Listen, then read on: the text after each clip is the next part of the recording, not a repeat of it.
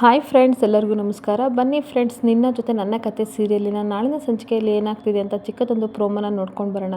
ಅದಕ್ಕೂ ಮುಂಚೆ ಯಾರೆಲ್ಲ ನನ್ನ ವಿಡಿಯೋ ನೋಡ್ತಾ ಇದ್ದೀರಾ ಅವರೆಲ್ಲ ಪುಟ್ಟದೊಂದು ಲೈಕ್ ಮಾಡಿ, ಹಾಗೆ ಸಬ್ಸ್ಕ್ರೈಬ್ ಮಾಡ್ಕೊಳ್ಳಿ ಫ್ರೆಂಡ್ಸ್. ಬನ್ನಿ ಸ್ಟಾರ್ಟ್ ಮಾಡ್ಕೊಳ್ಳೋಣ. ಫ್ರೆಂಡ್ಸ್, ಮೊದಲನೇದಾಗಿ ಅಜಿತ್ ಡ್ಯೂಟಿಗೆ ಅಂತ ಬರ್ತಾ ಇರ್ತಾನೆ. ಮನೆಯವರೆಲ್ಲರೂ ಸಹ ಮನಸ್ವಿನಿ ಜೊತೆ ಮಾತಾಡ್ತಾ ಇರ್ತಾರೆ. ಅವಾಗ ಅಜಿತ್ ಬಂದ ತಕ್ಷಣ ಮನಸ್ವಿನಿ ಹೇಳ್ತಾಳೆ, ಹಲೋ ಅಜಿತ್ ಅಂದಾಗ ಅವನು ಹಲೋ ಅಶ್ವಿನಿ ಅಂತ ಹೇಳ್ತಾನೆ. ಅವಾಗ ಶ್ರವಣ್ಗೆ ಸಿಟ್ಟು ಬಂದುಬಿಡುತ್ತೆ. ಇವಳು ಅಶ್ವಿನಿ ಅಲ್ಲ, ನನ್ನ ಮಗಳು ಮನಸ್ವಿನಿ ಅಂತ. ಆದರೆ ಅವನೇನು ಕೇರೆ ಮಾಡಲ್ಲ, ಹಾಗೆ ಹೋಗ್ಬಿಡ್ತಾನೆ. ಅಷ್ಟೊತ್ತಿಗೆ ಅಜ್ಜಿ ಹೇಳ್ತಾ ಇರ್ತಾಳೆ, ಬಿಡು, ಅವ್ನು ಹೆಂಡ್ತಿ ಇಲ್ವಲ್ಲ, ಕರ್ಕೊಬಂದವಳು ಹುಡುಗಿ ಇಲ್ವಲ್ಲ, ಅದಕ್ಕೆ ಬೇರೆ ಅವನಿಗೆ ಯೋಚನೆ ಆಗಿದೆ, ಬಿಟ್ಬಿಡು, ನೀನು ತಲೆ ಕೆಡಿಸ್ಕೋಬೇಡ ಶ್ರವಣ್ ಅಂತ ಹೇಳ್ತಾ ಇರ್ತಾನೆ.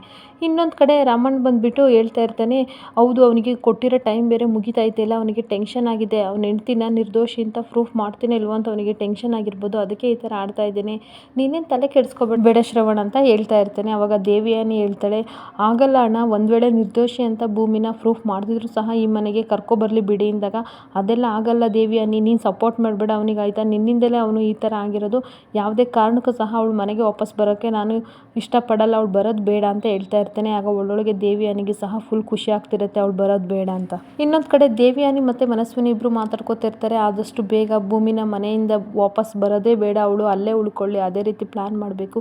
ಮತ್ತು ನೀನು ಮನಸ್ವಿನಿ, ಹೌದು ನಿಜವಾಗ್ಲೂ ನೀನು ಮನಸ್ವಿನಿ ಅಂತ ಅಜಿತ್ಗೆ ಗೊತ್ತಾಗಬೇಕು, ಅವನಿಗೆ ಸ್ವಲ್ಪ ಅನುಮಾನ ಇದೆ, ಅದನ್ನು ಆದಷ್ಟು ಬೇಗ ನಾವು ನಿರೂಪಿಸ್ಬೇಕು ಅಂತ ಇಬ್ಬರು ಮಾತಾಡ್ತಾ ಇರ್ತಾರೆ. ಹಾಗೆ ಅಜಿತ್ ಡ್ಯೂಟಿಗೆ ಅಂತ ಹೊರಟ್ಬಿಟ್ಟು ಭೂಮಿ ಹತ್ರ ಬರ್ತಾನೆ. ಅಲ್ಲಿ ಭೂಮಿ ಕಸ ಗುಡಿಸ್ತಾ ಇರ್ತಾಳೆ. ಆಗ ಬಂದು ನಿಂತ್ಕೋತಾನೆ. ಸಾಹೇಬ್ರಿ, ಏನು ಸಾಹೇಬ್ರಿ ಅಂದಾಗ, ನಡಿ ಭೂಮಿ, ಡ್ಯೂಟಿಗೆ ಹೋಗೋಣ ಅಂತ ಕರಿತಾ ಇರ್ತಾನೆ. ಅವಾಗ ಭೂಮಿ ಹೇಳ್ತಾಳೆ, ನಾನು ಬರಲ್ಲ, ಹೇಳಿದ್ನಲ್ವ, ಏನಕ್ಕೆ ನನ್ನನ್ನು ಮತ್ತೆ ಕರಿತಿದ್ದೀರಾ ಅಂತ ಕೇಳ್ತಾ ಇರ್ತಾಳೆ.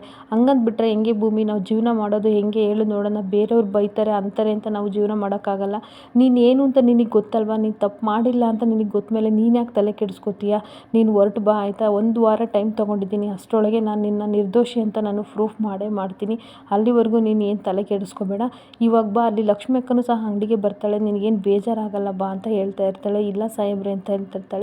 ನೀನು ನೋಡು, ನಂಗೆ ಅದೆಲ್ಲ ಗೊತ್ತಿಲ್ಲ, ನೀನು ಬರಲೇಬೇಕು, ಇಲ್ಲ ಅಂತ ಅಂದರೆ ಬದುಕೋಕೆ ಕಷ್ಟ ಆಗುತ್ತೆ ಭೂಮಿ, ನನ್ನ ಜೊತೆ ಬಾ, ನಾನು ಕರ್ಕೊಂಡು ಹೋಗ್ತೀನಿ, ಹೋಗಿ ಕೈ ತೊಳ್ಕೊಬಿಟ್ಟು ಬಾ ಬೇಗ ಅಂದಾಗ, ಸರಿ ಸಾಹೇಬ್ರೆ ಅಂದು ರೆಡಿಯಾಗಿ ಬರ್ತೀನಿ ಅಂತ ಹೋಗ್ತಾಳೆ. ರೆಡಿಯಾಗಿ ಬೈಕಲ್ಲಿ ಕರ್ಕೊಂಡು ಅಜಿತ್ ಬರ್ತಾನೆ. ಪೊಲೀಸ್ ಸ್ಟೇಷನ್ ಹತ್ರ ಬರ್ತಾ ಇರ್ತಾನೆ. ಎಲ್ಲರೂ ಸಹ ಜನಗಳು ಬಂದು ನೋಡ್ತಾ ಇರ್ತಾರೆ. ಜೊತೆಗೆ ಸ್ಟಾಫ್ ಸಹ ಭೂಮಿ ಬಂದ್ಲಲ್ಲ ಅಂತ ಖುಷಿ ಪಡ್ತಾ ಇರ್ತಾಳೆ.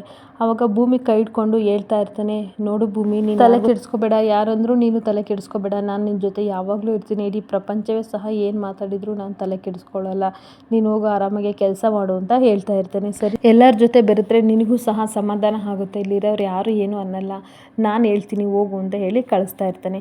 ಹಾಗೆ ಸಮಾಧಾನ ಮಾಡಬೇಕು ಅಂತ ಇನ್ನೊಂದು ಕಡೆ ಅಜಿತ ಮಾರು ವೇಷದಲ್ಲಿ ಬಂದಿರ್ತಾನೆ. ಬುಡುಬುಡಿಕೆ ವೇಷದಲ್ಲಿ ಮನೆಗೆ ಬರ್ತಾ ಇರ್ತಾನೆ. ಅಲ್ಲಿ ಸತ್ಯಣ್ಣ, ಲಕ್ಷ್ಮಿ ಮತ್ತು ಭೂಮಿ ಎಲ್ಲರೂ ಸಹ ಹೊರಗಡೆ ಬಂದು ನೋಡ್ತಾ ಇರ್ತಾರೆ. ನೋಡು ತಾಯಿ, ನೋಡು, ಕೇಳ್ಕೊ ತಾಯಿ, ಎಲ್ಲದೂ ಸಹ ಒಳ್ಳೇದಾಗುತ್ತೆ, ನಿನಗೆ ಒಳ್ಳೆ ಕಾಲ ಬಂದೇ ಬರ್ತೈತೆ ತಾಯಿ, ನನ್ನ ಬಾಯಿಲಿ ಮಚ್ಚೆ ಇದೆ, ನಾನು ಹೇಳಿದ್ದೆಲ್ಲ ಸಹ ನಿಜ ಆಗ್ತದೆ ತಾಯಿ ಅಂತ ಹೇಳ್ತಾ ಇರ್ತಾನೆ. ನಿನ್ಮೇಲಿರೋ ಆರೋಪ ಆದಷ್ಟು ಬೇಗ ದೂರ ಆಗುತ್ತೆ ಕಣವ ತಾಯಿ, ನನ್ನ ಬಾಯಿಲಿ ಕಪ್ಪು ಮಚ್ಚೆ ಇದೆ, ಅದು ಹೇಳ್ದಂಗೆ ಆಗುತ್ತೆ, ನಾನು ಪರಿಶುದ್ಧವಾಗಿ ಹೇಳ್ತಾ ಇದ್ದೀನಿ ಅಂತ ಹೇಳ್ತಾ ಇರ್ತಾನೆ. ಆ ಮಾತನ್ನ ಕೇಳಿ ಸತ್ಯನಿಗೆ ಒಂದು ಕ್ಷಣ ಆಶ್ಚರ್ಯ ಆಗುತ್ತೆ. ಅವಾಗ ಲಕ್ಷ್ಮಿ ಅಕ್ಕ ಬಂದ್ಬಿಟ್ಟು, ನೋಡಿ ಸ್ವಾಮಿ, ನನ್ನ ಮಗಳಿಗೆ ಒಂದು ಸ್ವಲ್ಪ ಹೇಳಿ, ಶಾಸ್ತ್ರ ಹೇಳಿ, ಅವಳಿಗೆ ಕಳಂಕ ಇದೆ ಅಂತ ಕೇಳ್ತಾ ಇರ್ತಾಳೆ. ಕೇಳ್ಕೊಳ್ಳಿ ತಾಯಿ, ಹೇಳ್ತಾ ಇದ್ದೀನಿ, ಇವಳಿಗೆ ಒಳ್ಳೆ ಕಾಲ ಬಂದೇ ಬರುತ್ತೆ, ಈ ಹುಡುಗಿ ಒಳ್ಳೆ ಮನೆಗೆ ಸೇರೇ ಸಿಗ್ತಾಳೆ, ಆದಷ್ಟು ಬೇಗ ಒಳ್ಳೇದಾಗುತ್ತೆ, ನಾನು ಹೇಳ್ತಾ ಇರೋದೆಲ್ಲ ನಿಜ ತಾಯಿ, ನಿಜ ಅಂತ ಬುಡುಬುಡಿಕೆ ಬಿಟ್ಕೊಂಡು ಹೇಳ್ತಾ ಇರ್ತಾನೆ ಅಜಿತ್. ಆಗ ಲಕ್ಷ್ಮಿ ಅಕ್ಕ ಹೇಳ್ತಾ ಇರ್ತಾಳೆ, ಹೌದಾ, ಹಾಗಾದರೆ ನಮ್ಮ ಭೂಮಿಗೆ ಬಂದಿರೋ ಕಳಂಕ ಎಲ್ಲ ದೂರ ಆಗುತ್ತಾ, ಅವಳು ಖುಷಿಯಾಗಿರ್ತಾಳ ಅಂತ ಕೇಳ್ತಾ ಇರ್ತಾಳೆ. ಅವಾಗ ಸತ್ಯಣ್ಣ ಅಜಿತ್ನ ಅಬ್ಸರ್ವ್ ಮಾಡ್ತಲೇ ಇರ್ತಾರೆ. ಹಾಗಾದರೆ ಗುರುಗಳೇ ತಗೊಳ್ಳಿ, ಈ ಅರ್ಶಿನ ಕುಂಕುಮನ ತಗೊಬಿಟ್ಟು ಈ ಕುಂಕುಮ ತಗೊಂಡು ಈ ಭೂಮಿ ಹಣೆಯಲ್ಲಿ ಇಟ್ಬಿಡಿ ಆಯಿತಾ, ಒಳ್ಳೇದಾಗಲಿ ಅಂತ ಹೇಳ್ತಿರುವಾಗ ಅಜಿತ್ಗೆ ಶಾಕ್ ಆಗಿಬಿಡುತ್ತೆ. ಹಾಗೆ ನೋಡ್ತಾ ಇರ್ತಾನೆ. ಅವಾಗ ಕಣ್ಸನ್ನೆನೂ ಸಹ ಮಾಡ್ತಾ ಇರ್ತಾನೆ ಸತ್ಯಣ್ಣ. ಆಗ ಸರಿ ಆಯಿತು ಅಂದ್ಬಿಟ್ಟು ಭೂಮಿ ಹಣೆಗೆ ಕುಂಕುಮ ಇಡೋಕ್ಕೆ ಅಂತ ಹತ್ರ ಹೋಗಿ ನೋಡ್ತಾ ಇರ್ತಾನೆ. ಹಾಗೆ ಭೂಮಿನೂ ಸಹ ಆಶ್ಚರ್ಯದಿಂದ ಅಜಿತ್ನೇ ನೋಡ್ತಾ ಇರ್ತಾಳೆ.